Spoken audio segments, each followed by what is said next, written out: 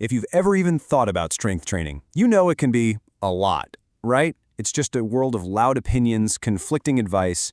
It feels like you need a science degree just to figure out how to pick up a dumbbell. Well, today, we're going to cut right through all of that noise. We are diving into what the science really says based on what might just be the most complete analysis ever done. I mean, these are the questions, right?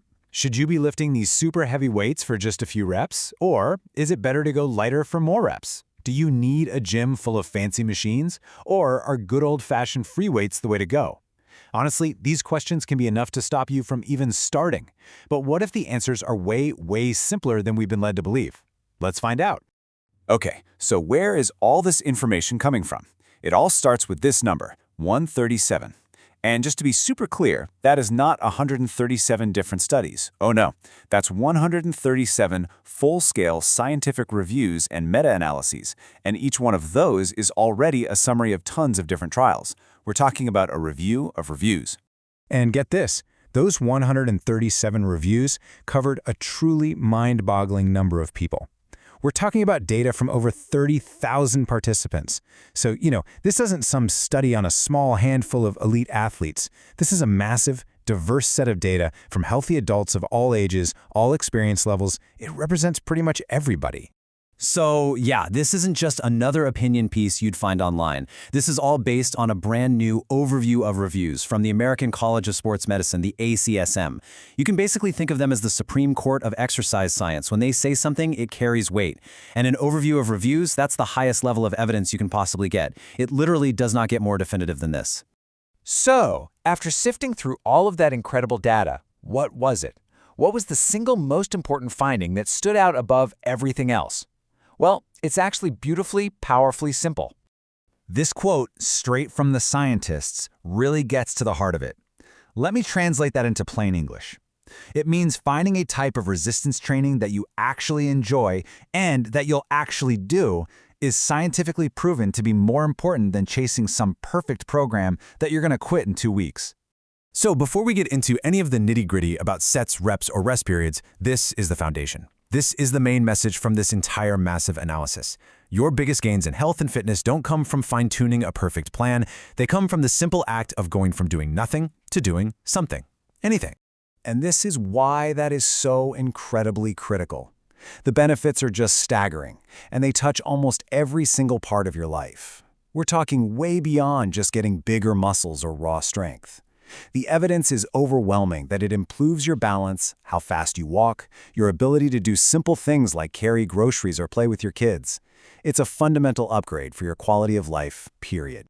Okay, so consistency is king. We get it. But what if you are consistent and you do want to optimize for a specific goal? Well, the review pinpointed a few key variables that really move the needle. Let's think of these as the major levers you can pull to steer your results exactly where you want them to go. All right, first up, pure maximal strength. If your goal is just to be as strong as humanly possible, the science points to one lever above all others: load.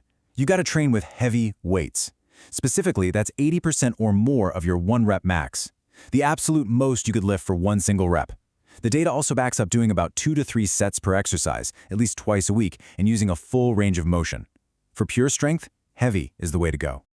But what if your goal is different? What if you're chasing muscle size, what we call hypertrophy?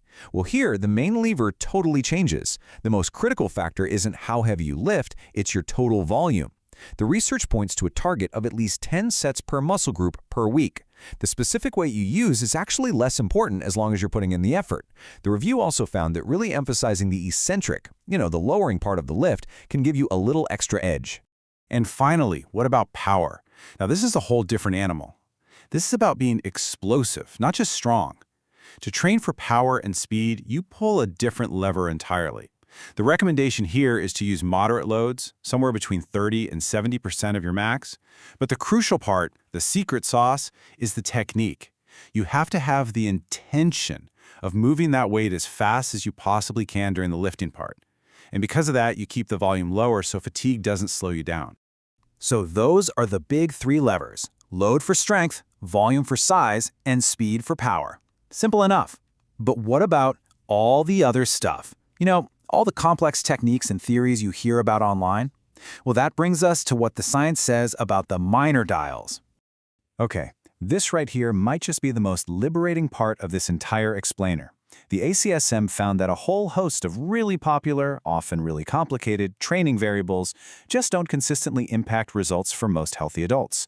This includes stuff like always training to absolute muscle failure, or what kind of equipment you use. Turns out, free weights and machines are similarly effective. Your muscles don't really care.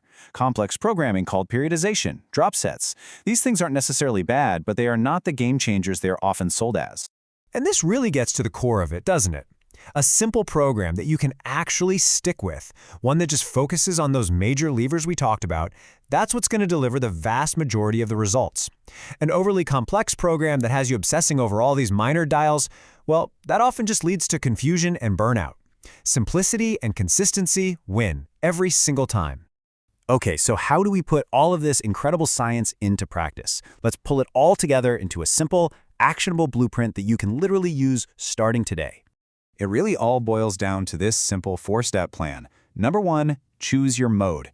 Pick something you actually enjoy. Barbells, bands, body weight, machines, it doesn't matter. The best program is the one you'll actually do. 2, be consistent. Just aim for at least 2 sessions a week. 3, tune it if you need to. Only if you have a very specific goal should you even start worrying about those major levers. And finally, number 4, progress. To keep making gains, you just have to gradually increase the challenge over time. That's it. That is the core of an effective, evidence-based program. So what's the bottom line here? You're now armed with the highest quality evidence in exercise science. You know what truly matters, and just as important, you now know what you can safely ignore. So I'll leave you with this question. Now that you know the science, what is the one simple change you can make this week to either start your journey or maybe just make your current one even better?